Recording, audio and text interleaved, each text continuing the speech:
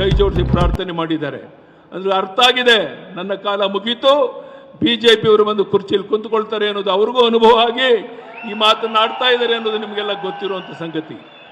ಇಂಥ ಸಂದರ್ಭದಲ್ಲಿ ಮತ್ತೊಮ್ಮೆ ನಿಮ್ಮಲ್ಲಿ ಕೈ ಜೋಡಿಸಿ ಪ್ರಾರ್ಥನೆ ಮಾಡ್ತೇನೆ, ದಯಮಾಡಿ ಒಂದು ದಿನ ನೀವು ವಿಶ್ರಮಿಸ್ತೇನೆ. ಯಡಿಯೂರಪ್ಪನವರೇ, ಈ ಚುನಾವಣೆ ಮುಗಿಯೋವರೆಗೆ ನಾವು ನಮ್ಮ ಹೆಂಡತಿ ಮಕ್ಕಳು ಎಲ್ಲರೂ ಸಹ ಮನೆ ಮನೆಗೆ ಹೋಗ್ತೇವೆ, ಭಾರತೀಯ ಜನತಾ ಪಾರ್ಟಿಯ ವಿಚಾರಗಳನ್ನು ತಿಳಿಸ್ತೇವೆ.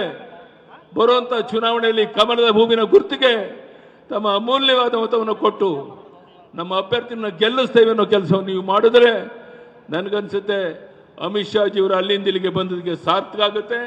ಆ ಕೆಲಸವನ್ನು ನೀವೆಲ್ಲ ಸೇರಿ ಮಾಡಬೇಕು ಅಂತ ಕೈ ಜೋಡಿಸಿ ಪ್ರಾರ್ಥನೆ